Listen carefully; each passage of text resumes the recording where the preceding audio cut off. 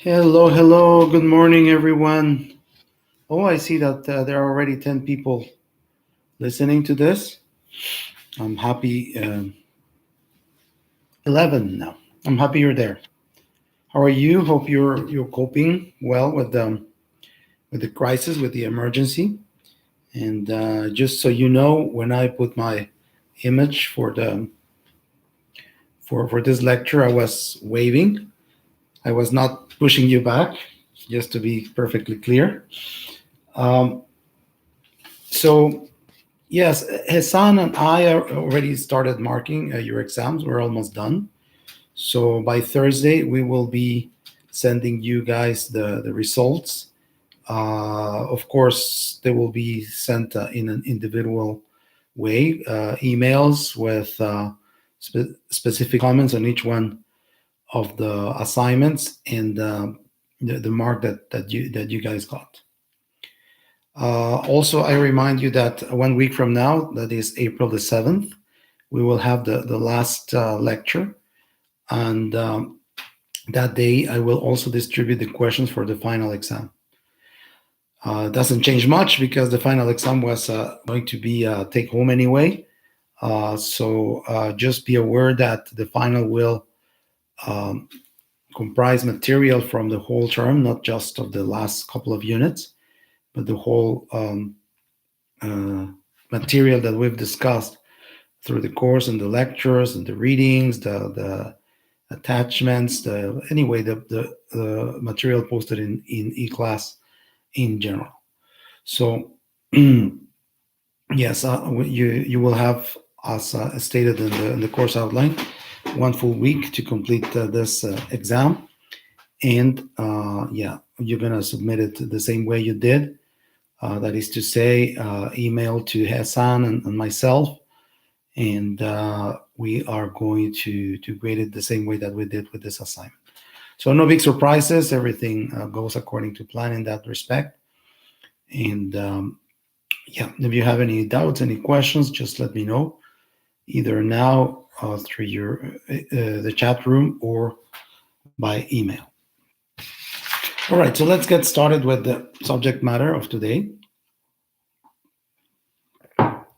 So we're continuing with our plan for today, which is uh, discussing another concept that is particularly relevant for contemporary research on comparative politics, and that concept is the concept of society. Um, I mean, the concepts of society can be very broad, can be very general, but what we mean here when we talk about society as being relevant for comparative political science is the articulation of everyday life with political activity. That is to say, how is it that people in their everyday lives, their families, their jobs, their social interactions, etc., decide all of a sudden, or for whatever reason, they decide to get involved into politics? What is it that pushes people to become engaged? Um, when and under what circumstances this decision of getting involved into politics is made? Um, how people organize, to better achieve political goals. Um, is the organization for political purposes something that occurs spontaneously among the people, or else what does it take for that organization to exist? And how many kinds of political organizations we can find? This question has been, in the minds of people practicing comparative politics for a long time. Let me just recall that one of the classics of comparative politics, Alexis de Tocqueville, a French economist, but he wrote in the 18th century. So at that time, the discipline of political science was not solidly established as it is now. But anyway, he had the curiosity to find out why the United States had been a prosperous society, why um, both France and the United States produced revolutions, changed regime, and he traveled to the. He was French. He traveled to the United States in order to, find out, ask people, observe the reality.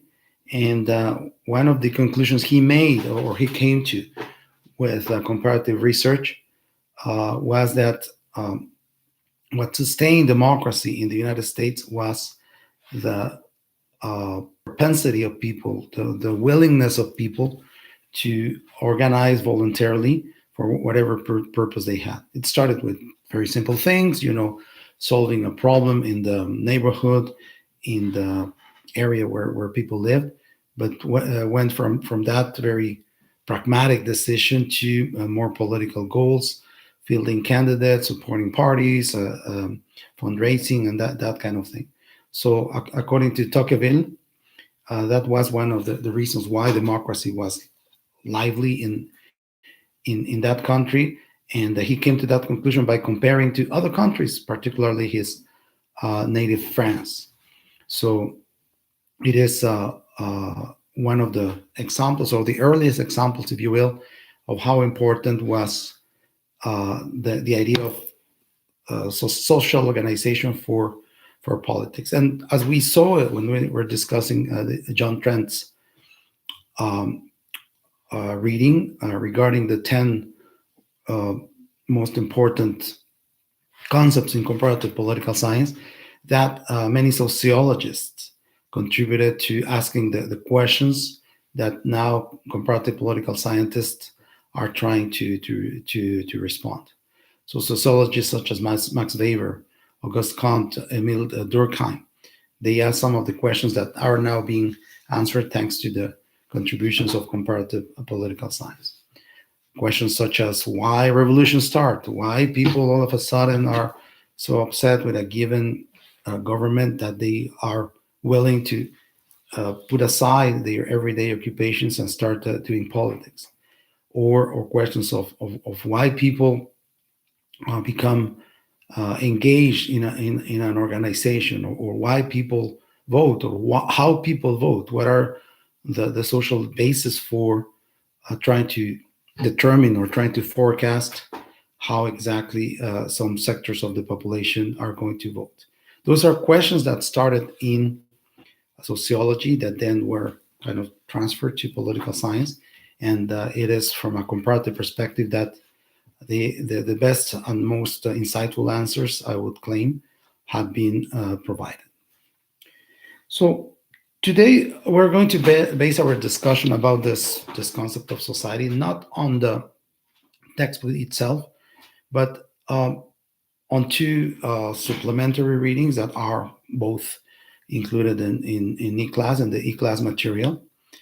One of them, the first one, has become over time a classic in political sociology, comparative political sociology.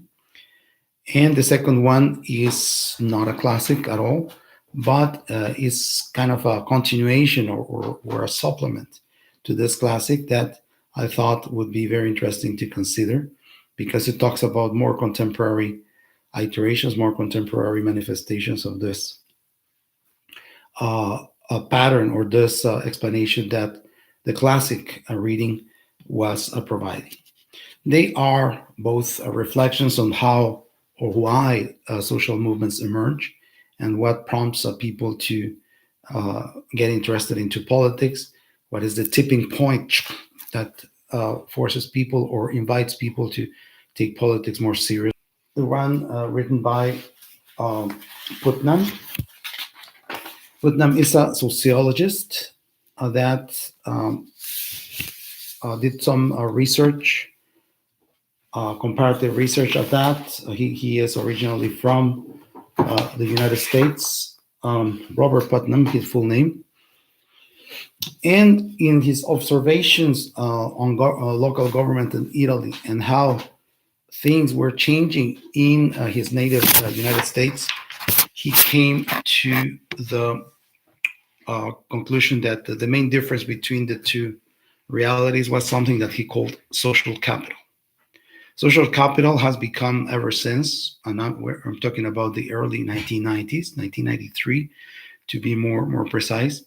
A very important concept in comparative political science, comparative sociology as well, because it is kind of a overarching explanation of the dynamics within societies and how they relate to politics, how those societies eventually get involved into politics. So, what is social capital? At this point, of course, I would ask you to tell me, well, to start exchanging ideas, perceptions of what social capital is, but I cannot hear it here. So I will simply go ahead and provide the answer. Uh, Social capital is uh, the features of social life or certain aspects of social life, such as the networks, social networks that we entertain with our families, with our neighbors, in school, in our jobs, etc., that enable participants to act together more effectively to pursue shared objectives. Um, these social networks are important because over time they create a certain expectation, they create a certain way of functioning, an amount of what is called norms or kind of self assumed regulations about how these social networks are going to work. And over time, too, the networks generate a trust among the people involved. So if you are,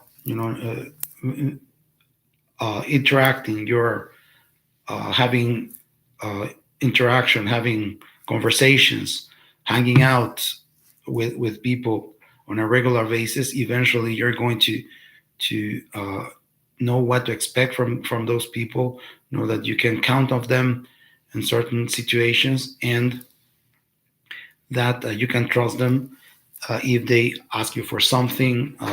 And this kind of social capital is being seen right now in this health emergency we're going through. When you can reach out to friends, family, neighbors, other type of social acquaintances when you need some kind of support. And this social capital is something that exists in every society. Uh, this social capital leads to citizens' engagement in community affairs. So when you guys donate something for the food bank, for instance, that means that you are trying to give back something to that society that has supported you through your bringing up, through your education, through your socialization in the city or somewhere else. And this social capital is necessary for the good performance of government and social institutions when they serve civic ends. Social capital is very related then to this type of cohesion that Joe Schulman was talking about when, no, sorry, Joe Migdal was talking about when we discussed the concept of state. This type of cohesion, this type of solidarity among people, this type of deference to authority, this type of interpersonal trust that makes institutions work. Institutions cannot work only on the basis of reason, on the basis of coercion, of the use of force, that is. They require some type of acquiescence of people, sometimes of voluntary participation of people. And this is something that is provided by social capital. Uh, Now, we have to make a distinction, Robert Putnam says, between social capital and political participation. Social capital is referred to everyday activities, is referred to, as I was putting the example, donating to the food bank or helping an elderly person uh, going up, climbing on a bus, etc. Whereas political participation, as the name suggests, is getting involved into politics. Of course, the two are closely related. There can't be political participation without social capital, but you can have social capital without political participation. People who are very good neighbors that go to church every weekend, that participate in charities, or are members of social clubs, a reading club, for instance, sports club, etc., but are not particularly interested in politics. Uh, So, what is the main thesis that Robert Putnam wants to demonstrate in that reading? Um, After having understood what social capital entails, he wants to demonstrate that social capital in the United States has been declining since the 1970s. This conclusion was first expressed in an article he wrote in 1995, so uh, 25 years ago now, that was so read, so commented. It had such a great impact that he developed that article in a book that he published in 2000. The article and the book, for that matter, were had the same title, "Bowling Alone." Bowling, yes, this activity, the sport that you take this huge ball and try to knock down some pieces of wood that are put in front of you, was an extremely popular activity in the United States in the post-war years, in the 1950s, 1960s. But then Robert Putnam noticed that over time, and especially since the 1970s, there had been a decline in in the type of bowling leagues and bowling competitions. People, working in the same job or the same shop would create a league to compete with other groups or even neighborhoods, etc. But this type of organization that existed, that was very popular in his country, started to decline in 1970. So this is what explains the funny title, "Bowling Alone." He said that increasingly people go and bowl by themselves because they don't have other people to do that with. This communitarian, competitive side of the sport. Well, if you can call bowling a sport, I don't know. This activity, let's put it that way, declined quite a bit, up to 50% in the number of bowling leagues, bowling competitions that existed in that country. So social capital declined because people in the United States spent less and less time together on informal socializing, and this meant over time a decline in collective participation in other areas, not just in sports, not just for having fun, but also for charities, etc. And this also impacted political participation as well. People don't hang out in person as much as they did in the past, and this is what explains the decline of social capital. Well, Robert Putnam would be appalled to see what's going on right now under the emergency, because we are not supposed to hang out. Now it's almost mandatory not to do that. But at the time when it was voluntary, people were doing that less and less. And this was even impacted, uh, this trend even impacted political participation, because even people who were politically involved in the United States did so on a very individual basis. The 1970s was the emergence of the mailing list political participation. That is to say, that parties asked you to send letters to Congress people, to other politicians, requesting for something specific, or to try to recruit by mail with other people. But even though this is political participation as such, it is an individual activity that is carried out in private. In your home, you can write letters and reach out to many people. And uh, and therefore, it also it was also an expression of the decline of social capital.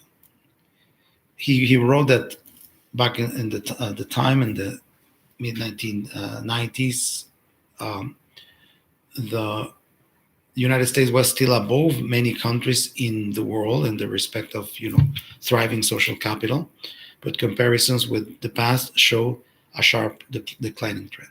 So, in other words, what Putnam was discovering is that this tradition of voluntary association that Tocqueville had discovered 200 years earlier when he made his kind of comparative research, that was the foundation of democracy in that country, was declining, and that was spelling bad news for the future of democracy in that country.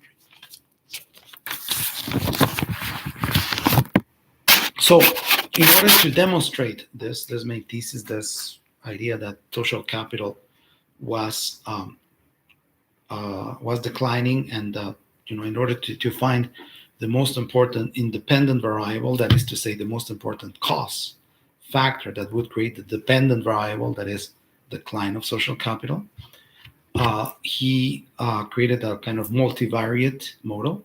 Multivariate means there are several variables, several explanations that are possible, and he decided to do it in a quantitative way. He gathered data from surveys on political and social participation from the 1970s to 1990s, and similar to other type of surveys, in order to make them comparative, he translated the answers into numbers. There were four test questions to examine each one of the potential variables, potential causes that he identified as possible explanations of the decline of social capital. And he came up with a hypothesis outlining that the decline of social capital, which is the independent variable, the dependent variable, sorry, could be due to a number of independent variables. So I'm going to put this in front of you because we're going to discuss all of them. So he suggested that there could be up to 9 different factors. So I'm going to read them out loud so you have time to copy them. The first factor could be factors, social mobility, and suburbanization. That is to say, the ability of people to improve their standard of living, and also the trends towards going to live in the suburbs in a given city.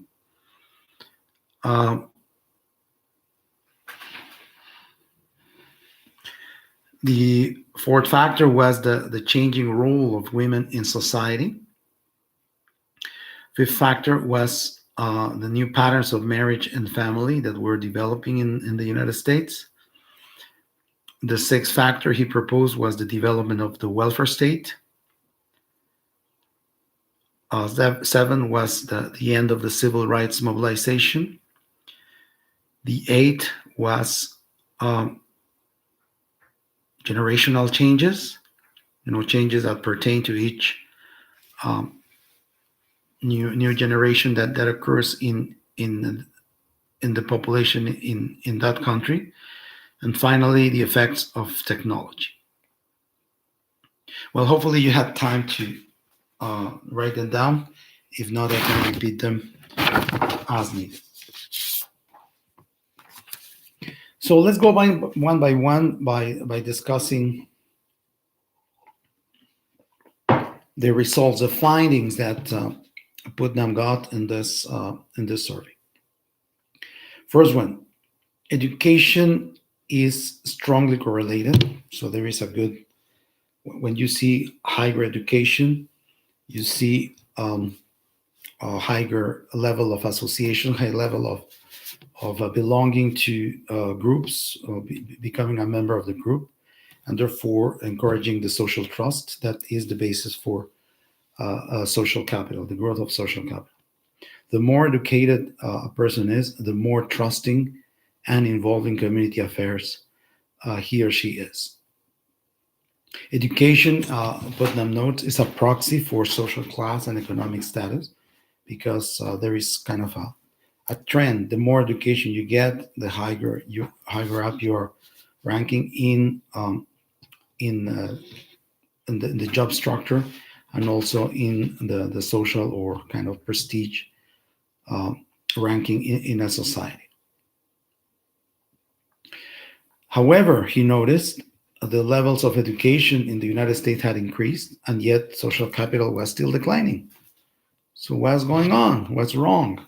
According to this kind of correlation education with association, you would expect that there are more educated people, therefore more people involved, more people participating in organization, but this is not happening. So what is wrong? What is going on? So in order to find out the solution, he moved to the following a possible explanation: the pressures of time and money.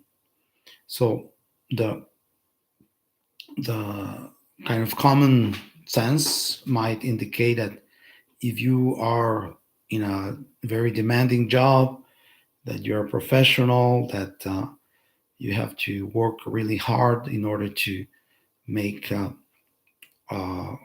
the amount of money that you want. If you are if you own a small business, you need to dedicate all day long in order to make that business successful. So you don't have much time for voluntary association or political involvement. Well, in his survey, Robert Putnam actually found the opposite, that people who were more active in their jobs, in their business, were also the people that were more involved. So clearly, time and money were not good predictors of whether someone will be interested in voluntary organizations, but rather it was kind of a puzzle that people who are more idle, who have more leisure time, are the ones who are less participating, even less, and therefore this explanation is not valid. So moving on, he went on to the third possible cause: social mobility and suburbanization. So the the the the reason why he decided to include social mobility or suburbanization was to test the idea that the more affluent you become, and when you move out of the core, the downtown of a city to a suburb, well, you have less time to meet with other people. Your life becomes more individualistic, more competitive as well, and therefore you have no patience for organizations that will take that individuality out of you. Uh, but in his survey, Robert Putnam discovered that there is no relationship between the fact that you live in the core city or in the suburbs, or whether you are uh, in the lower layers of society or the upper layers, in terms of getting socially involved, in terms of being politically involved as well. Uh, Even if there was a suburbanization, that is to say, people moving to the suburbs, um, they would those people who were already prone to getting involved would find a way of participating in social organizations, whereas people who were never interested, even if they lived in downtown at the core of the city, they would not get involved at all. And he also discovered, for that matter, that social mobility, upward mobility in the social and income scale, had declined in the United States over the period considered 1970s to 1990s, and therefore this assumption that the social mobility is behind the decline of social capital is simply not true. So moving on to the following factor, a changing role of women in society. So the idea would go that when women stayed at home in the 1950s, for instance, 1960s still, they didn't have to go to work. They had more free time. Therefore, they were involved in voluntary associations in the church, with the neighbors, with the schools where the kids were attending and whatnot.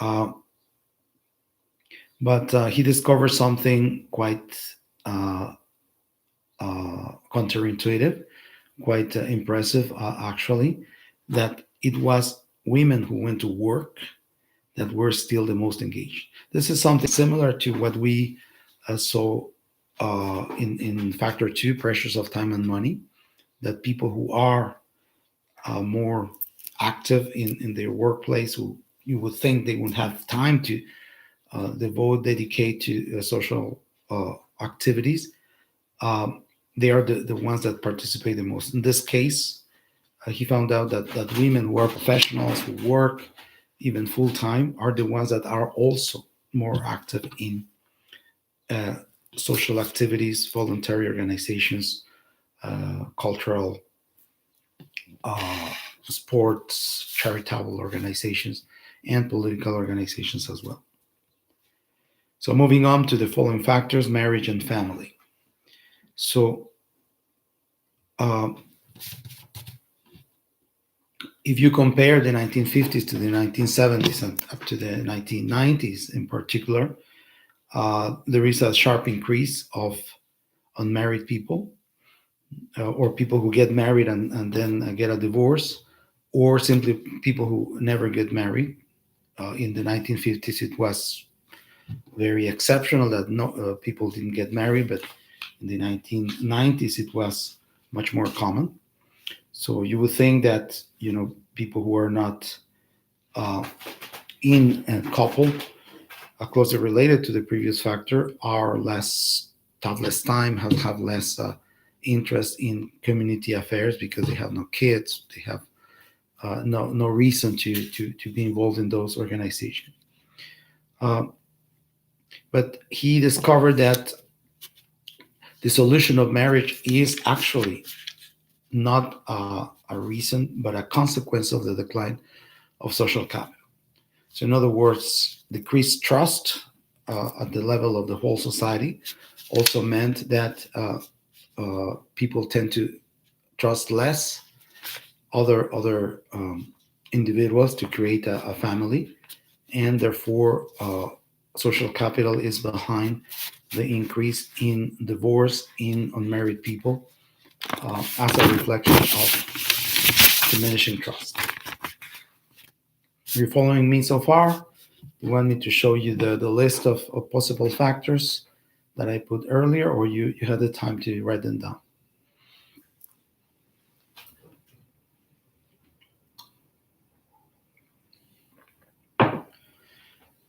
All right, moving on then. Um, the sixth factor that Putnam explored is the rise of the welfare state. So the question or the reason why he decided to include the role of the welfare state in his investigation is the assumption or the possibility that the state or government agencies in general had replaced people in the delivery of certain essential services. So, for instance, back in the day, um, it was churches that provided things like education, like assistance, relief assistance to people in need, that provided also some health services. Uh, I'm sorry, uh, boarding schools, that type of thing. But over time, with the development of the welfare state, the one that provides those services to the people, well, then this supporting the church or giving to charities or getting involved in order to make something happen in society was not necessary anymore because everything was guaranteed by the state anyway.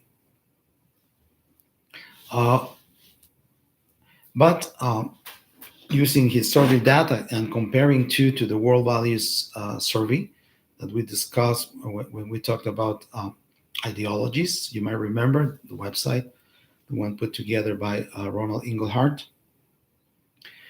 He discovered that uh, the welfare state is in fact positively correlated with social capital. In other words, the places where the welfare state is more developed, social capital is higher. Countries such as France, for instance, or Canada, even, right, where the services are more comprehensive. Um, this increases trust among people. This increases the formation of solidarities and of social and political organizations. So the intuition proved false. The state did not replace the the need for this voluntary organization, but it actually encouraged it to grow.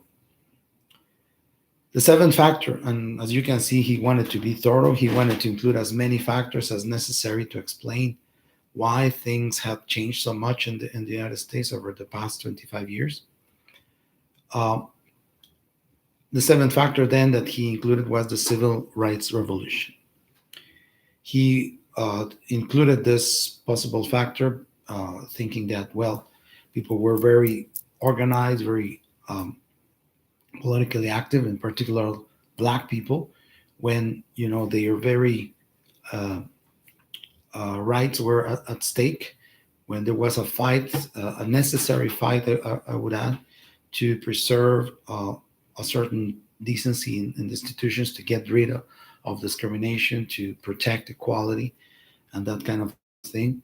But that fight was over in the 1960s. So starting in the 1970s, many of the things that uh, civil rights people fought for were already acquired, and therefore there was less of a need of organization, less of a need of political mobilization. And yet he found that black people are generally more communitarian, yes, and they still are more communitarian. That is to say, they want to be uh, more in group all the time, but they are also less trusting to one another and to society. So, in other words, they get together, but they don't build social capital. That's something that he found out with his survey. Um, and comparing black populations with white Caucasian populations, he discovered that this engagement, this decline of social capital, has affected equally all races. So it is not something that affects particularly people of non-white descent, but in general, all ethnic groups in the United States. So moving on, still looking for the ultimate explanation of this engagement, this decline of social capital. Uh, Putnam proposed an eighth factor, which could be the generational effects. In other words, older people were educated in a different way. They grew in a different reality. For instance, they went through the war, where a big effort of solidarity, of trusting the community to feed you if you don't have anything to eat, or cooperating in the efforts that the government was putting together in order to supply for the needs of the troops elsewhere in Europe or in the Pacific. They were kind of used to that type of cooperating at the societal level. But younger people, well, they didn't have to go through those hardships. Therefore, uh, they were not automatically uh, responsible. They didn't feel automatically responsible for cooperating with their neighbor. But he discovered something quite interesting, that after the 1970s, even older people grew more disengaged. So that history of being active, being cooperative with their neighbor, with the organization of community gardens, for instance, for feeding themselves, was not there anymore. It declined with time, and equally younger and older people were affected by this decline of mutual social trust.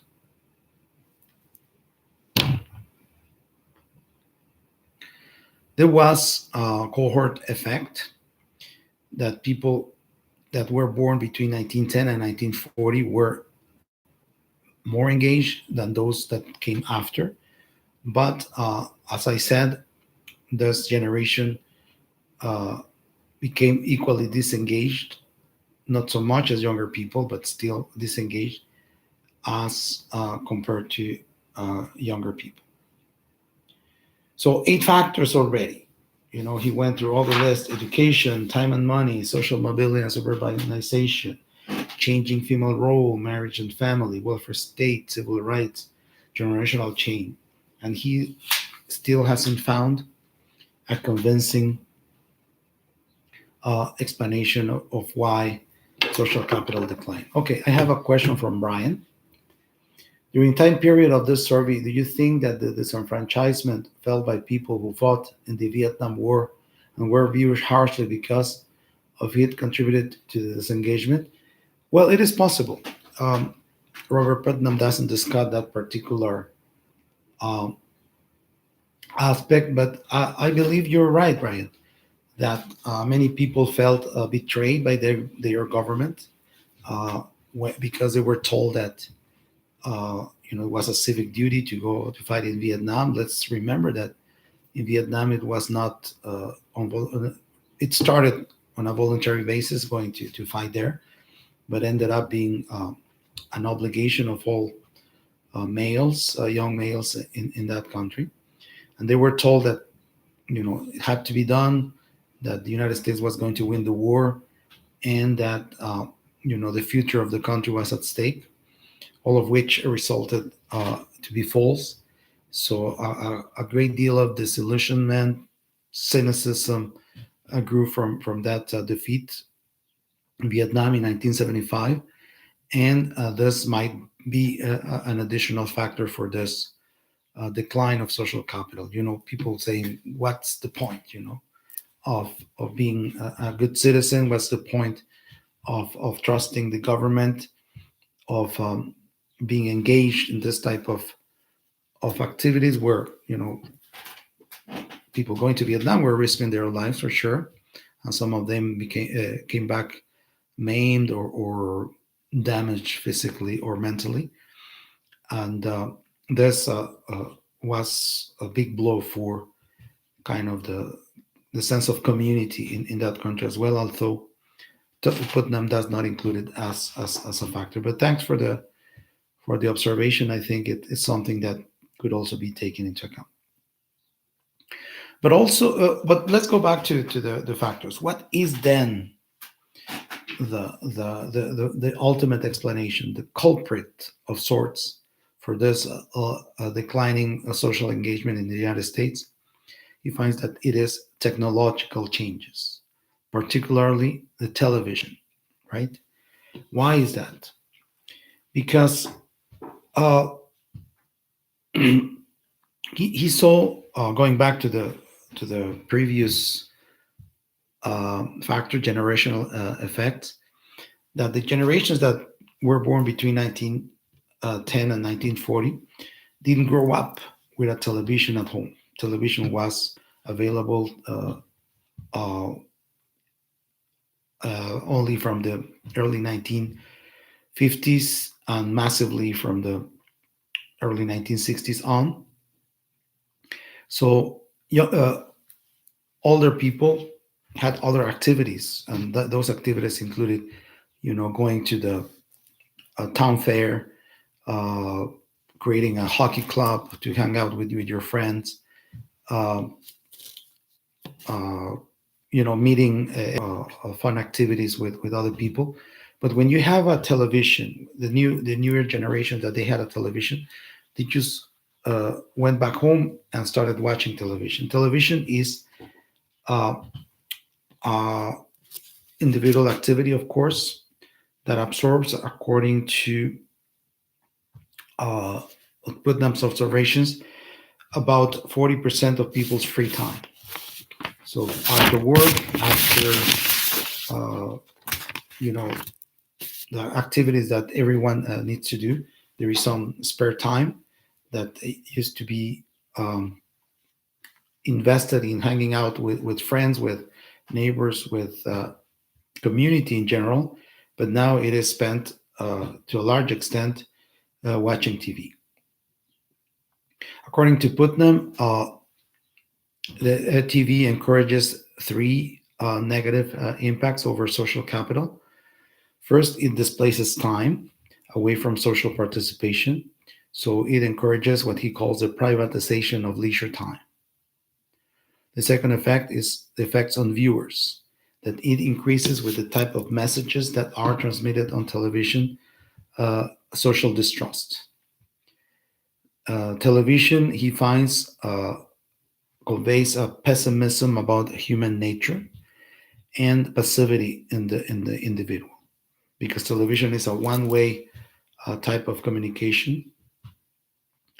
Uh, you may also see that people are receiving that information, and because that information focuses on what is spectacular, like catastrophes, like wars, like scandals of political scandals of any sort, it only encourages people to become more cynical about uh, society in general, community in particular, and in politics too.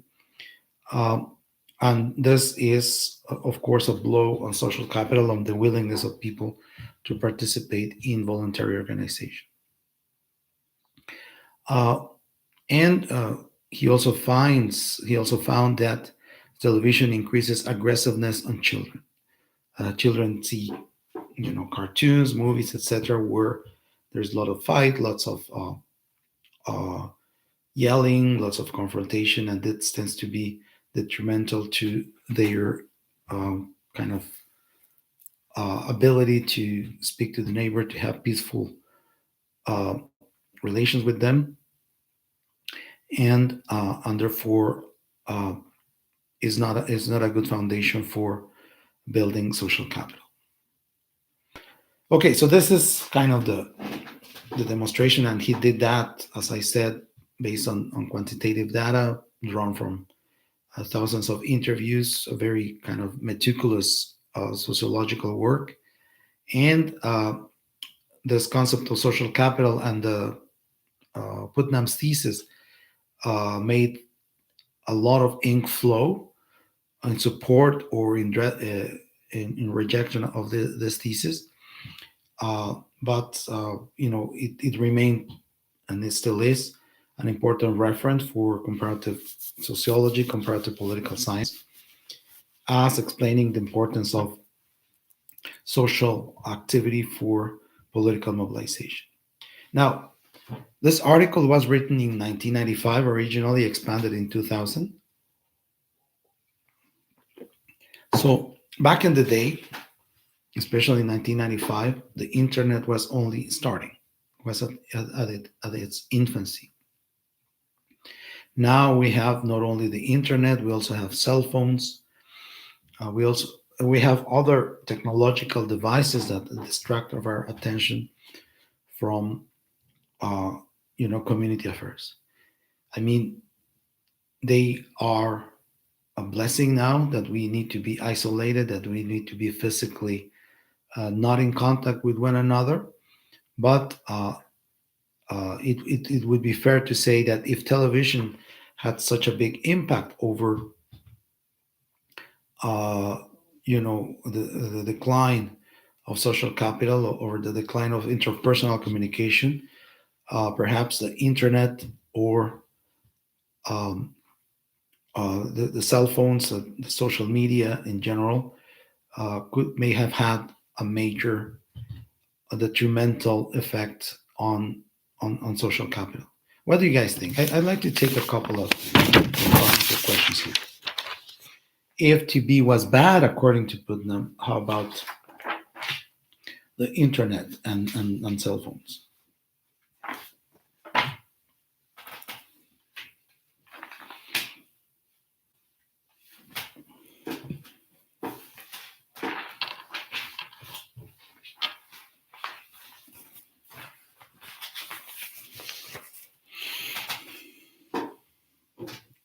Need some more water. We'll be right back.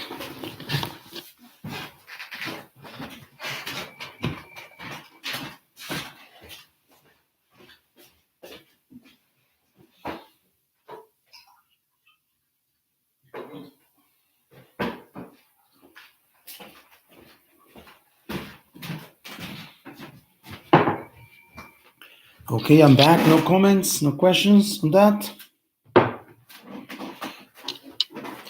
All right, for the sake of time, then we will move to the following reading. Ask a question. Maybe we're not physically socially connected, but there are many political groups that garner their support online. Yes, I wonder what Putnam would say about the virtual communities that we have created through the internet, through social media. Because, of course, there is a major difference between the television and the internet. And I'm glad that you're pointing this out, Justina, that television is unidirectional. You receive the message, you take it or you live it, but you don't have the opportunity to reply back. You don't have the opportunity to participate. And this is something that the internet, social media allow us to do. You can create content. You can present your perspective, your contribution, your uh, uh, point of view to the rest, including to those who kind of created the original content or to the community that it's created. So perhaps we are seeing, and it is possible to conceive the growth of social capital in a different way. Social capital that is not based on face-to-face interaction, but is based on virtual communication and creation of virtual communities. Okay, Ryan made another comment. I think this still holds water, although more recent studies suggest that media isn't as strongly correlated with violence. Lots of research points to more negative social outcomes. Yes, I agree with Ryan as well. For a long time, it was believed that television was the reason why violence was growing, and after television, it was video games that were blamed for that growth of violence among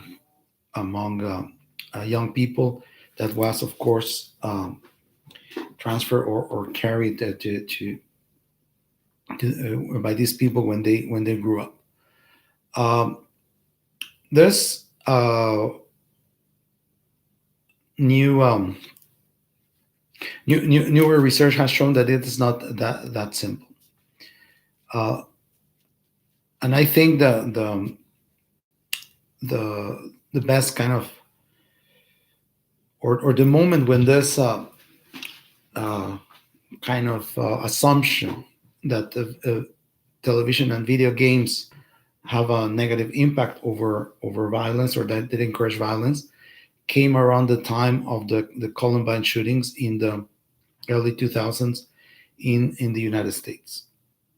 It was assumed that those teenagers that went to the Columbine High School and shot many of their former uh, classmates, um, they did so because they were encouraged by um, video games, and they were used to shooting, virtually shooting, and they wanted to act on those aspirations.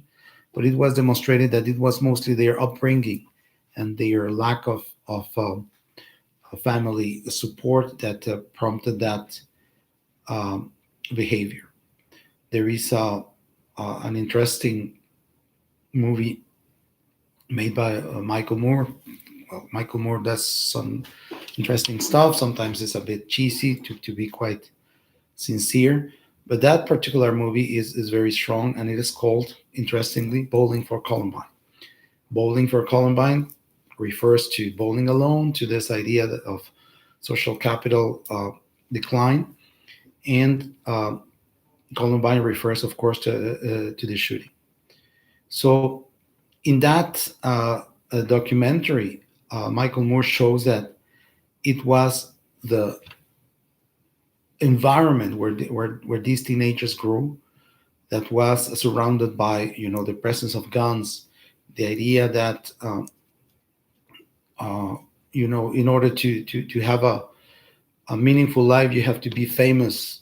That was at the end, and their lonely and boring suburban life, that in the end explained the occurrence of this tragedy. So yes, Ryan, thanks for this contribution. Uh, yes, you supplemented uh, other reasons that may explain, this decline of social capital and violence, anxiety, depression, feelings of isolation, etc. Yes, there is one particular scene that is very interesting in that documentary I'm referring to, Bowling for Columbine, where Michael Moore goes and interviews Marilyn Manson, and Marilyn Manson, because of his looks and the lyrics of his songs, etc., was also blamed for being one of the instigators of the violence, of the violent behaviors of these kids. So Moore goes and asks him, "Do you think you are the culprit?"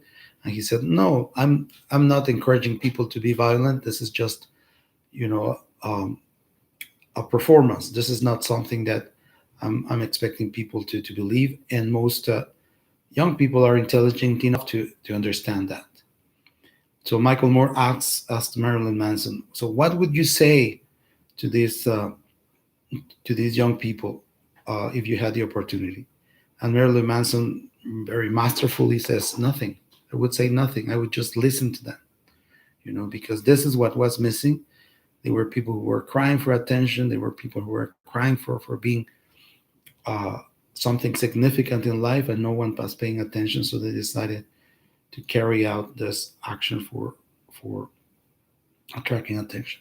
I'm going to try to find this documentary online and put it in e-class, because it is really revealing of some of the uh, ugly trends that have developed in that country, that may also be uh, underneath the decline of social capital. Okay, so John Weil ask another question. Everyone having access to information sources has raised awareness of political topics and events, especially for groups which historically weren't able to organize effectively. You're right, again, building on Justina's question, that the internet has probably changed the picture. It has created a different type of community because it allows for back and forth communication the way that traditional media didn't.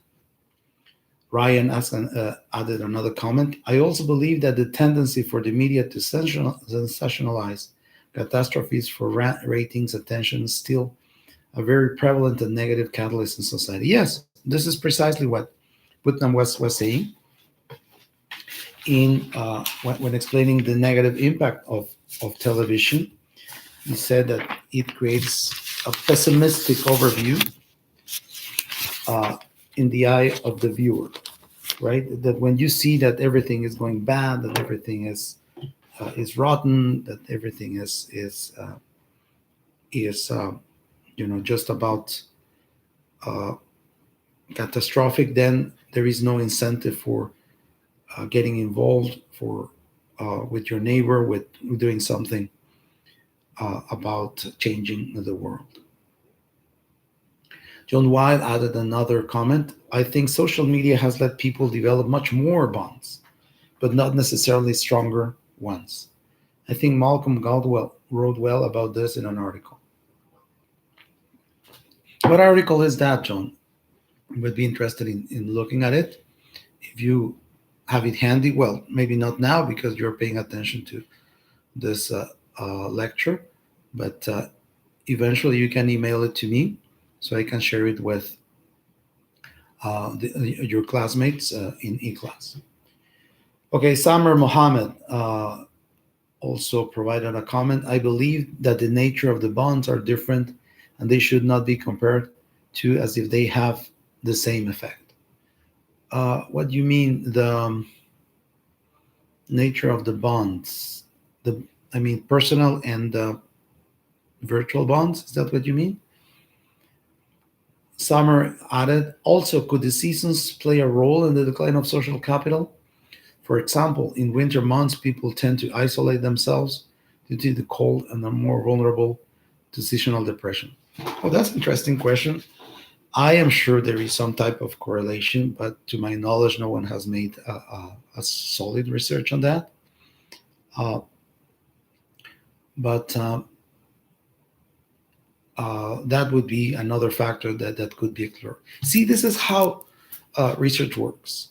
You start like scientific research. I mean, you start from a very general question. Okay, people are not trusting one another anymore. People are bowling alone. People are not, giving to charities anymore like they did in the 50s. Why is that? And you start, looking for possible explanations. And, some of them are already documented. Some people have made research before, but some of those explanations are simply, something that we may imagine could have an impact. So we need to figure out ways in which to measure that impact and how to correlate that with the decline of social capital.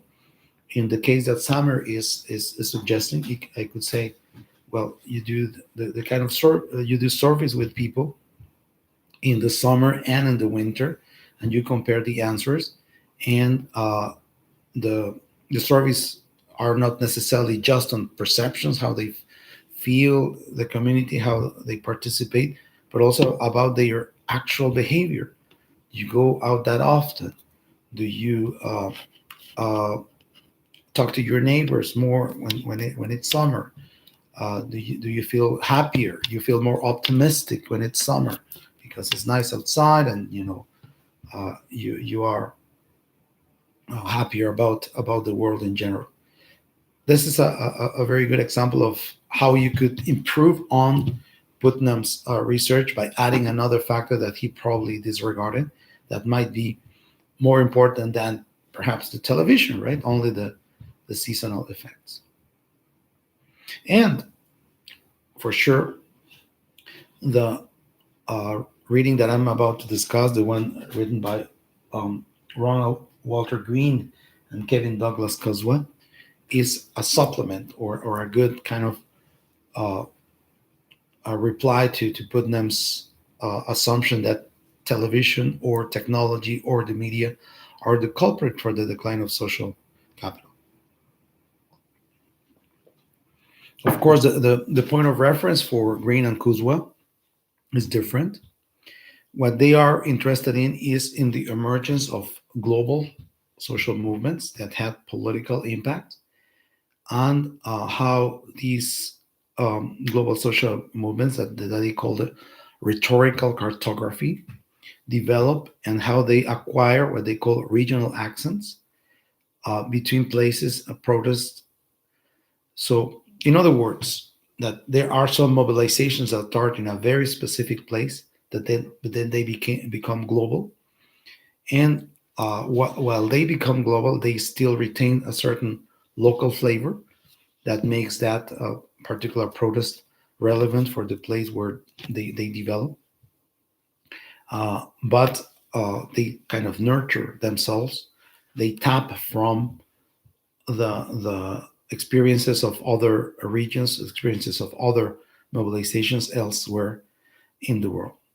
So, in other words, there is the interest of Green and Kuzwa is the emergence of the so-called global social movements that were possible thanks to the internet, thanks to communications, how there is a new generation of media that allow for this horizontal communication that creates or makes the creates the possibility for the emergence of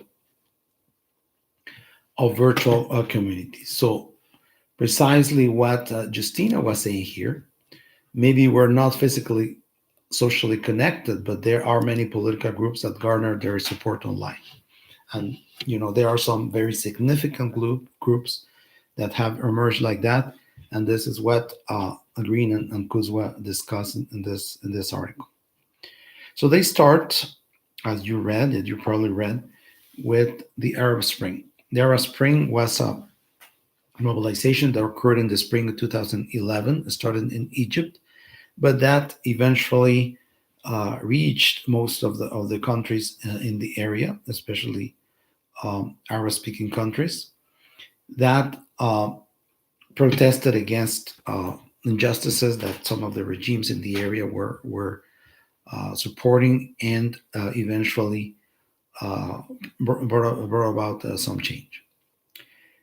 The whole mobilization, and this is kind of uh, easy to understand right now, but was kind of a first less than 10 years ago in 2011. The whole thing started with a rant that a woman called Asman Mahfouz uh, posted in Facebook on January 18, 2011, where she was basically uh, inviting, more than inviting, daring people to do something about the injustices, economic and political injustices that were present in her country. This rant is so powerful that I decided to include it in class. You can check it out. There is a link to YouTube uh, there with, of course, English subtitles for those of you who don't understand Arabic. Um, and as you will see, she is very enthusiastic and very compelling in the message that she conveys. In that message, she is basically putting to shame people who are indifferent to the plight of poor people, and you know uh, even you know uh, provoking the reaction, especially of men, young men, to do something about it. This rant was, as I said, the beginning of what was called the Arab Spring, that occurred that year, that affected every country in North Africa and the Middle East. Um, but what is interesting in the eyes of Green and Kuzwa is that at about the same time, another global movement was starting, which is called the Occupy movement. The Occupy movement that started uh, in New York City uh, in that year as well was a protest against the concentration of income, the excessive uh, concentration of income that um, capitalism has created, especially in the richer countries. Those are the the this is the movement that created the slogan "We are the 99%," implying that 1% of the global population had accumulated most of the wealth, that this concentration of income came to an end or was limited somehow. So these places of protest, as Green and Kuzwa call them, travel around the world thanks to the internet. So you might say this is the bright side of the media, a side of the media, of mass media, that Putnam couldn't see, perhaps because back in the day, 1995, the internet was not such a big thing. It already existed, but it hadn't already shown its capacity for horizontal communication among people, and especially the social media were non-existent back then. Uh, Now it is very easy for anyone to communicate. Well, we are proving that in doing this exercise of lecturing at you guys live. Uh, Asma, the women in Egypt was inviting people to send messages to post on the internet, and the protests were overall successful by Facebook, by with the use of Facebook. And this is something that couldn't have happened when Putnam wrote the original Bowling Alone article. So Reed and Kurzweil are interested in this global diffusion of political messages and clues for mobilization that are possible thanks to the internet.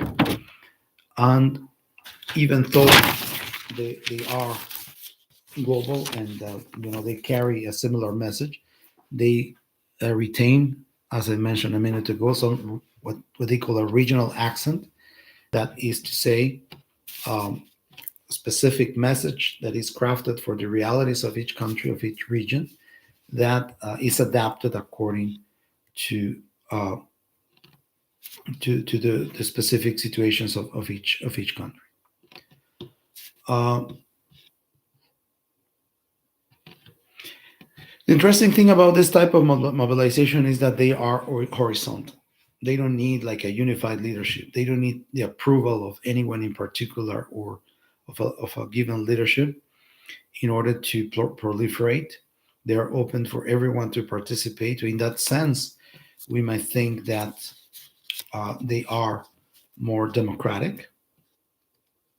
We saw that the uh, Occupy movement, for instance, uh, had lots of followers in Greece, Spain, in Korea, and it became a major formative experience for a new generation. So this is perhaps, according to following Justina's comment, the new way of building social capital that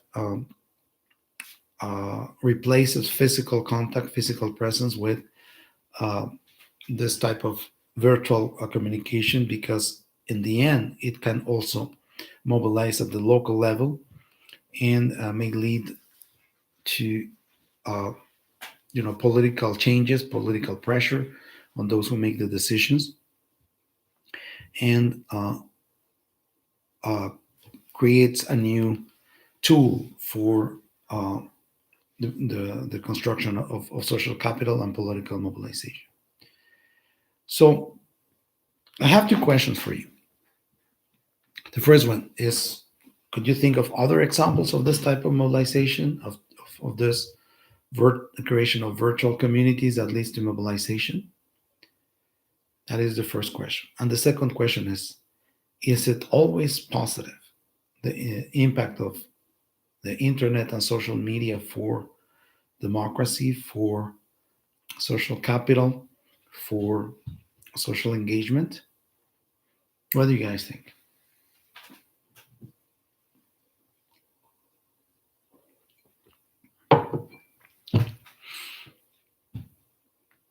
Well, let me start with one example. Uh, One example is the Zapatista movement in Mexico. Zapatistas were a group of indigenous peoples in southern Mexico that rebelled against the Mexican government in 1994. That were able to make their um, movement global by appealing to NGOs, to um, civil society organizations everywhere, in Europe, in the United States, elsewhere in Mexico, of course, in Latin America. Uh, those were the first ones, 1994 it started, that perhaps created this possibility of global movements that, in solidarity with a local organization, yes, local mobilization, but that created kind of a global constituency behind these people. And it was so important that it sort of tied the hands of the Mexican government to massacre the indigenous peoples and put an end to that confrontation. Okay, Mary Frank wrote, "To Me Too movement comes to mind as a movement driven on social media." Exactly, the Me Too is a very good example. And more recently, the mobilizations that occurred in earlier this month in around the International Women's Day and the day of protest on the following day, on Monday, March the 9th, is another example because women were not, even if they didn't know personally, even if they could travel from one country to another, it became a global mobilization as well. There is a very famous kind of performance that the Chilean feminist movement created during the protests against their government that became kind of the the slogan or the rallying theme in the feminist movement. That I didn't put it in the in e-class, but I'm going to find it and put it there so you can see it. Uh, the this performance is called "The Raper Is You" or "You Are the Raper," and it has been translated in many languages and adapted to the local circumstances of each country. This is a good example of kind of the regional accents that Green and Kuzma call. There is this general theme: fight against the violence against women, but in the translation and adaptation to each country, they add new themes or things that are particularly relevant to the women of any given country. Okay, Ryan, I'm not sure if you're aware, but there is this trend of canceling when a celebrity or public figure does something wrong. People will often organize mass boycotts against them via social media. No, I was not aware of that. Um, and I wonder how successful they are because social media are the Wild West. I mean, they are not controlled and they are, open to any kind of of uh, of use that you may want to give them. Justine again, Greta Thunberg leading on global scale Fridays for climate. Another excellent example. See, so Green and Kuzma were not that wrong, even if this article was written a while ago in 2012. There are increasing numbers of these type of movements that have emerged elsewhere in the world. Okay, moving to the second question. So is it only good? Is it only positive? Is there anything wrong with this type of uh, political involvement or virtual community creation that the internet and the social media allow for? What do you guys think?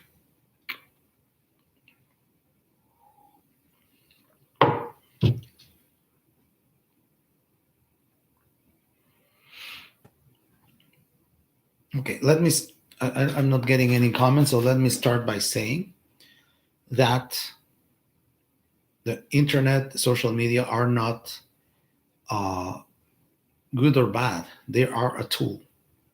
This is something that is at the reach of most people in the world. I think, at least uh, in most countries, including countries you want to suspect. It suffices to have access to have a cell phone and access to internet to participate in that. And most countries in the world, most people in the world are already there. So it can be used for good or for bad. It's a tool. It's like a knife. You can use it to cook dinner tonight, and you can use it to kill someone. A hammer. You can use it to build a house. You can use it to destroy the same house. Right. So this is exactly what happens with the internet and the social media. It has also been used for bad purposes, and I mean by that is mobilization of political groups, creation of virtual communities of people who are not up for anything good, such as racist groups, such as right wing groups, such as uh, people who are against the rights of women, who are against racial and social equality, for the extreme right in general. I had the opportunity to attend a lecture given by a former skinhead. He was a prominent member of the skinhead supremacist movement, to the point where he became the leader of, uh, of one of those supremacist groups in BC, based in Vancouver.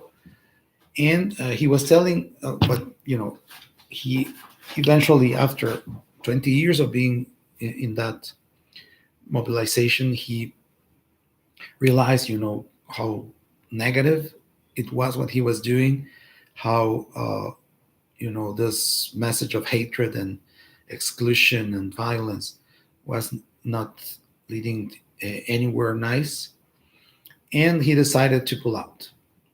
Took him a while to take some distance from his former people, etc.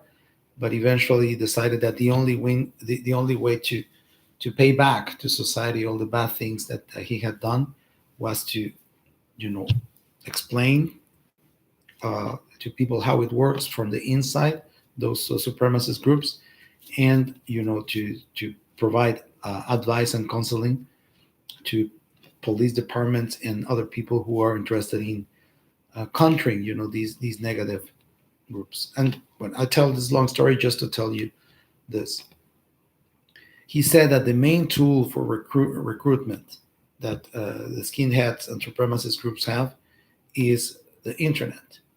They post music, in particular punk music, that has explicit racist lyrics in them, and people who are following that music are eventually contacted by the ones who are providing that content and invited to join some local cells of racist supremacist groups.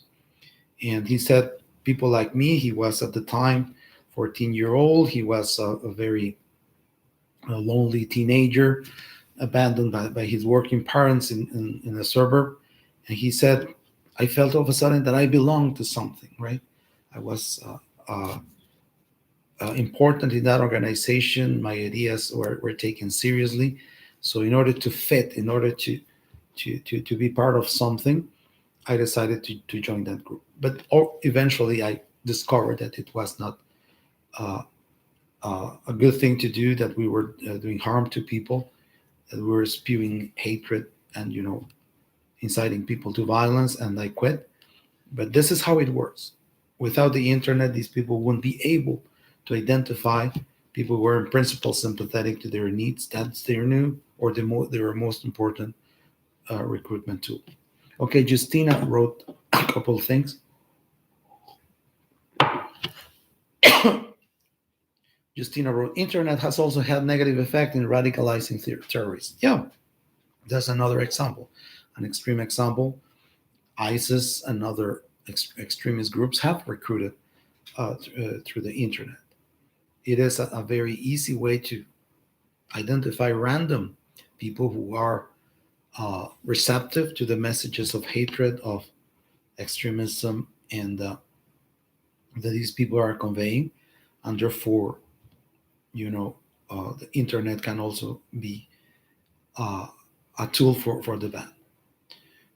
So this is something that Green and Kuzwa don't realize, but I guess we need to uh, cast a new light on things. That yes, the internet, social media open a new opportunity for rebuilding social capital, but the social capital can also be used for the bad, right? It's not only a positive thing. It's not only used for building democracy, but it can also be uh, a force of of evil. Okay, this is what I had to say today, and I wonder if you have any questions or any comments. I'd be happy to address those, um, either here or by email.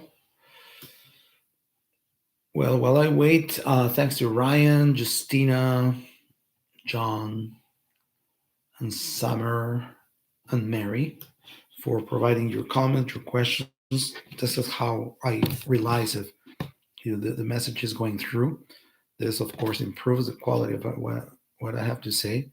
I kind of missed the face-to-face communication because I could see the your faces, your reactions, etc. I decided to go on this platform because it's easier, more convenient, more expedient than Zoom, and it is kept there in my YouTube channel, so you can consult it anytime you want. But yeah, it certainly means that personal interaction. Anyway, you guys take care and check the links that I provided, so you know what I'm talking about: the RAND, the feminist movement, and hopefully the article that John, was it John? Um,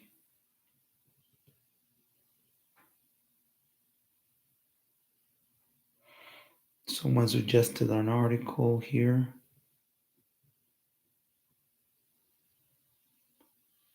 Yeah, John Malcolm Gladwell's work. So you have more elements to make sense of this, the importance of social capital, and that, as a basis for political mobilization. Okay, I think there is a new comment. No, that's it. All right, guys, it was nice talking to you again, and I'll see you 1 week from now at 11. We're going to explore the last unit in our course, which is about gender, ethnicity, and queer politics, and I will be distributing the questions for the final exam. So you take care, stay safe, and see you 1 week from now.